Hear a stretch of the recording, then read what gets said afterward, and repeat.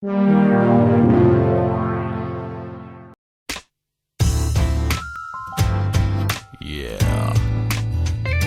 Who wants to hear a story? I know I do. Hey you, sitting there with nothing to do, why don't you come over here and maybe try something new? Yes you, don't waste your time just planting your seeds. Let's partake in FlameAmigo619 Reads. You got a pick, he'll read ya, hilarity he'll feed ya, or maybe deep emotions, whatever the feeling doesn't matter. Either solo or with friends, we're going on a trip to faraway places, or maybe not, just take a tip from me. He does have some standards, they're not far-fetched, it's a stretch, so keep that in mind, don't be a bitch. So kick up your feet, find something comfy to sit in, and enjoy the show. Now let us begin.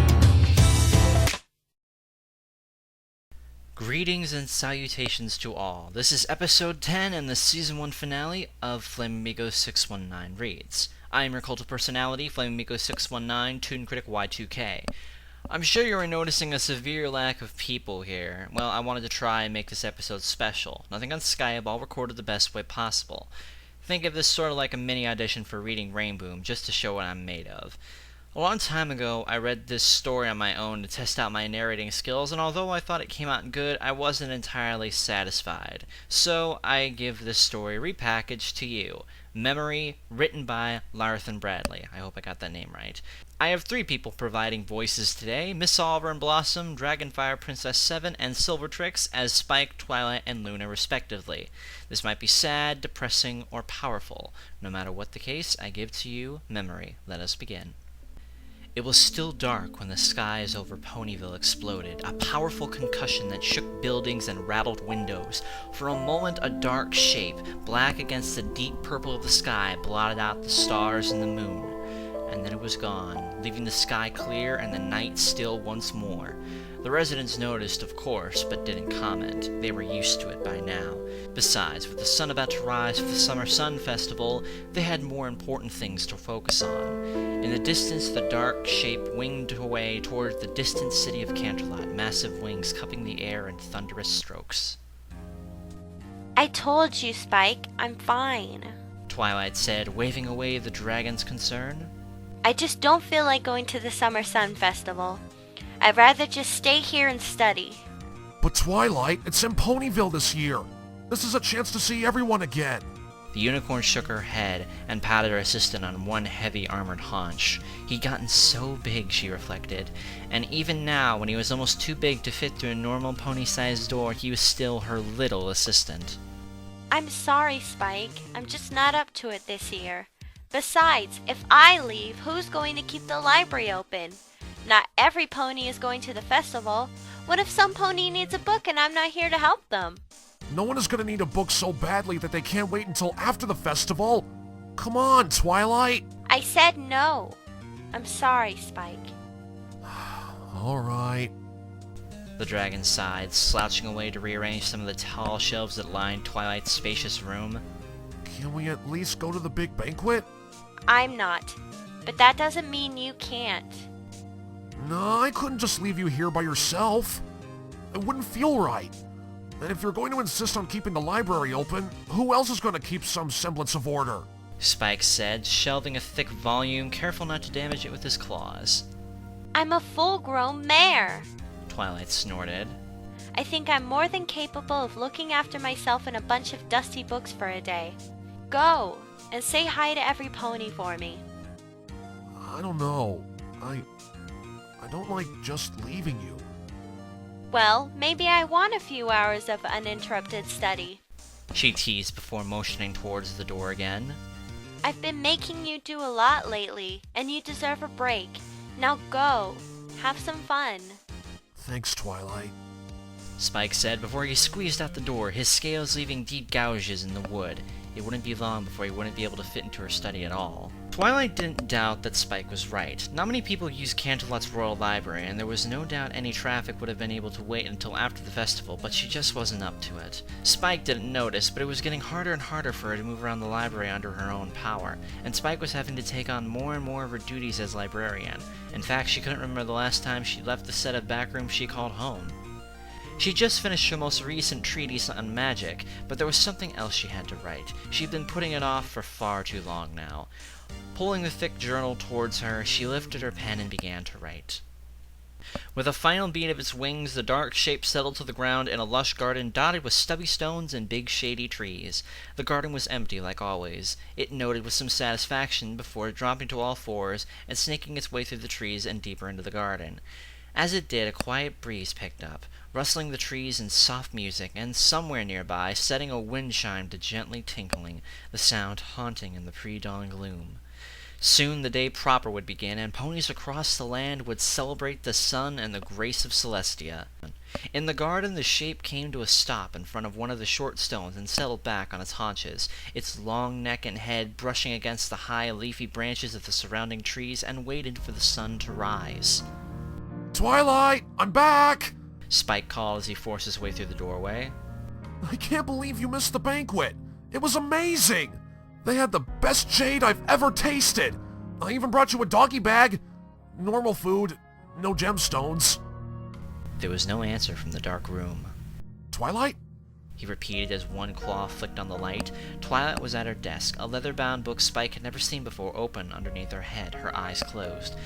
The dragon smiled, the expression oddly tender on his ferocious face, and set the doggy bag down. She must have fallen asleep while studying. She'd been doing that a lot lately. Quietly, so as not to disturb her, Spike made his way over to the desk and carefully scooped Twilight up in his arms so he could carry her to bed, and then paused. Something seemed wrong. Twilight? She didn't stir at the sound of his voice. In fact, she seemed oddly still. Twilight? She didn't so much as twitch, and panic tightened in Spike's chest, squeezing his heart until it felt like he would pop. One hand kept Twilight cradled against him, while the other groped blindly for paper and ink with which to scrawl a desperate message. A quick burst of flame sending it to Celestia, taking the desk and the book with it. Message sent, Spike sunk to the ground. Princess Celestia is coming. He whispered, his voice thick. Tears began to cloud his vision. Just hang on, Twilight. She can fix this. She can help you. Please. The sun burst above the horizon, the last traces of night giving way to crisp blue skies dotted here and there by the occasional cloud that had been spared by the weather patrol. Sunlight flooded the garden, washing over the trees and brilliant flowers. It flowed over the short slabs of upright marble and crashed against the bulk of a young dragon, nearly as big as the trees that surrounded it, sitting before one of the marble slabs, the sun glinting off its purple scales. The stone was worn and covered in moss, under which words were barely visible. They read simply, Twilight Sparkle, friend, mentor, mother, and faithful student. If he closed his eyes, Spike could still remember the funeral. It had been a bright, sunny day. That had seemed unfair somehow, like the world was oblivious to the passing of the one who had saved it from eternal night. Spike didn't doubt Celestia had gone to great pains to make sure it was a beautiful day. She probably saw it as a way of marking the passage of her student, but it should have been raining. A heavy downpour that soaked everything as it rustled to the ground. Those had been the kind of days Twilight had loved, sitting inside with the windows open as she listened to the rain hiss down and drum on the roof, the wind moving the trees into gentle music. It had been a quiet, restrained ceremony. Rainbow Dash had been the only one besides Celestia and Luna to speak. Her voice was still strong from years of teaching at the Junior Speedsters Academy, and though the feathers on her wings were faded to a feeble gray, she still flew rings around her students. She'd said a few words before she faltered, and her husband had to help her away, a wing wrapped tenderly around her shoulder. But they'd all been there. Applejack had leaned heavily against her husband. Spike couldn't remember his name. She hadn't gotten married until after Twilight had returned to Canterlot, and by then they'd all started to fall out of touch. But silent tears rolling down the deep creases etched into her face by sun, laughter, and worry. Fluttershy hadn't said much of anything. She just stared at the ground, her face blank, her daughter, Cherry Blossom, staying close to her side. It must have been hard on her, burying a friend so soon after losing her husband. Word was she was rarely seen in Ponyville nowadays, spending her days in a self-enforced exile of sorts, venturing into town only when she needed supplies. Even Pinkie Pie's usual energy had been subdued, but she'd still been the same old Pinkie. Her quiet jokes the only thing that had made this ceremony bearable. Rarity had been the only one besides Spike who had come to the funeral alone. She was certainly the only one who looked as lonely as he felt. Twilight had managed to stay closer with Rarity than the others after the designer had moved to Canterlot to pursue her career in fashion. That wasn't to say that Spike had seen his childhood crush every day. Rarity had almost always been busy with a new design or trying to reel in a new client.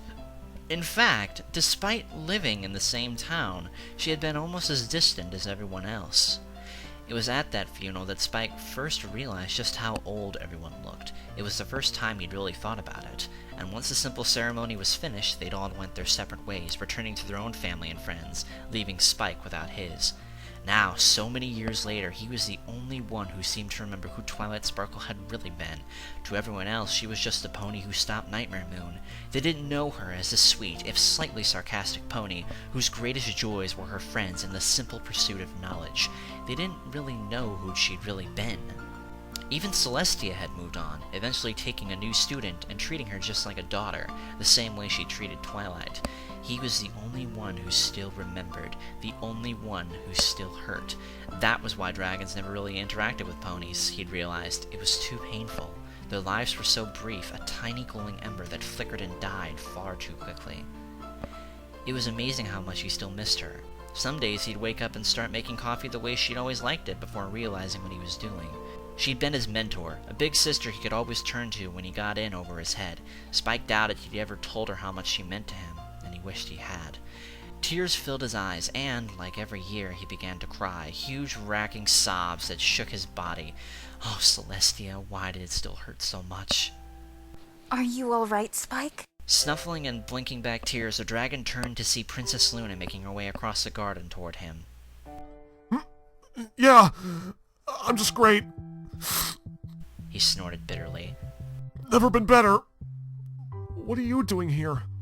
Am I not allowed to pay my respects to a pony who did her best to live a good life? I come here every year. Usually I wait for you to finish, though. Why? She shrugged. Just being polite. I did not want to intrude on your grief, but this year I figured you might want to know that you're not the only one who visits. No, I mean, why do you visit her? Luna smiled sadly, keeping her eyes in the headstone. Because she saved me. After 1,000 years of darkness, of anger and hate, she pulled me back to the light. She was the reason I was able to reconcile with my dear sister. The least I can do is visit her grave and keep her memory alive. Spike didn't say anything, so they stood together in silence. Princess? Spike began, but she quickly cut him off. Please, here, just call me Luna. Fine. Luna, you've been around for a long time. You must have had loved ones pass away before. Does it ever get any easier? Does what ever get easier? The pain of every new loss, or the pain of this loss? Either... both. Spike whispered, his voice soft. Never. Luna shook her head, and when Spike let out a ragged sigh that was almost a sob, she laid a hoof gently on his side. But it does not always hurt so bad. It is never easy to lose someone you love. Never. But it will get better eventually. Not easy. Never easy. But it will not always be so hard. I miss her. All the time.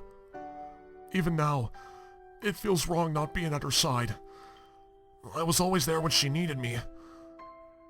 Except when she needed me the most. Spike, there was nothing you could have done. Luna said gently. She was old, and it was simply her time. Everyone must die sometime. Even my dear sister and I are not truly immortal. Death comes for all of us, and all we can do is try to move on. Take comfort in the fact that for her, it was peaceful and painless. There are many who cannot say as much. That doesn't change the fact I should have been there when it happened. Not out stuffing my face at some stupid banquet. Even if you were there, you could not have done anything. I'm a dragon! We have some magic! If I'd have been there, I could have done... something! Anything! He shouted in frustration. But I left! And she died! Alone! While I was out having fun!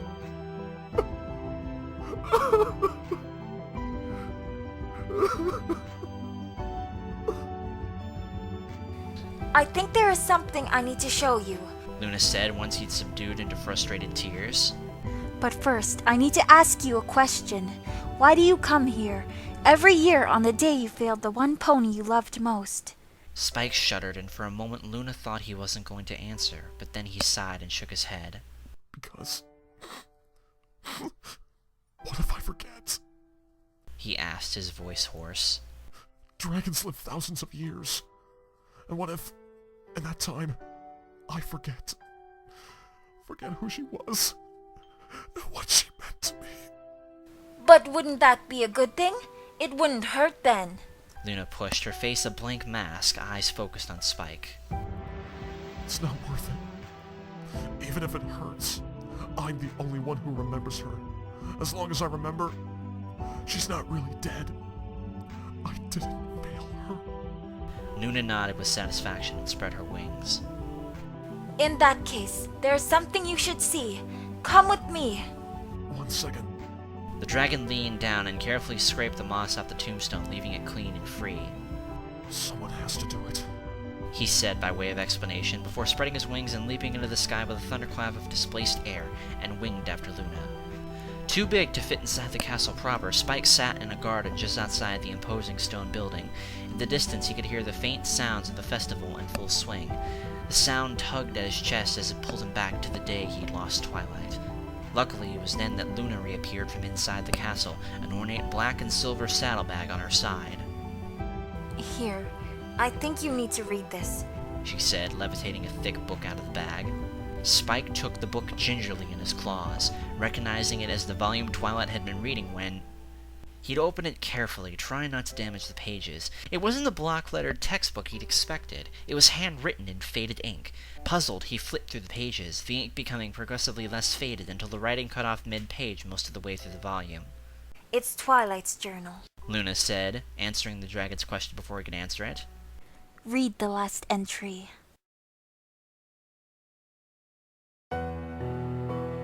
Dear Spike, I write this in the hope that you will read it, and that when you do, I'll be gone. I'm old Spike, and I've been expecting this for a long time, and I'm happy with the life I had, and the time that I was able to spend it with my friends, especially you. You mean the world to me, Spike. You're the son I never had, and I wish I didn't have to leave you like this.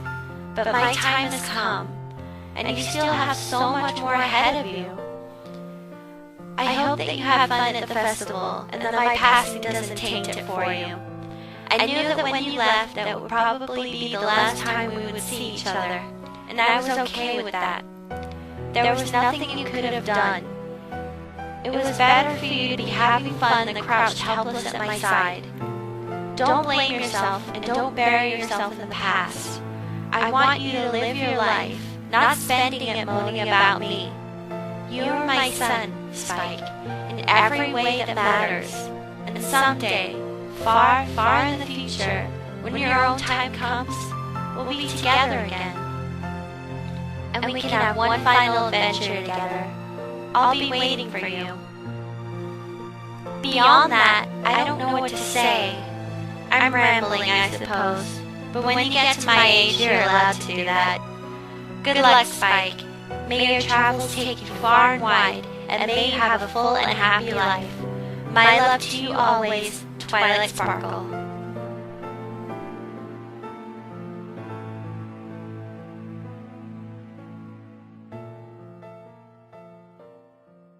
Spike blinked back tears and reread the entry. Yes, it was Twilight, all right. He could practically hear her saying the words. Why did you have this? He asked quietly, an undercurrent of anger barely audible. When you sent your message to Celestia, you accidentally sent this with it, and she decided it would be best for you to not know about it. She was not trying to be cruel. She believed it would hurt too much. But me? I think you needed a final goodbye.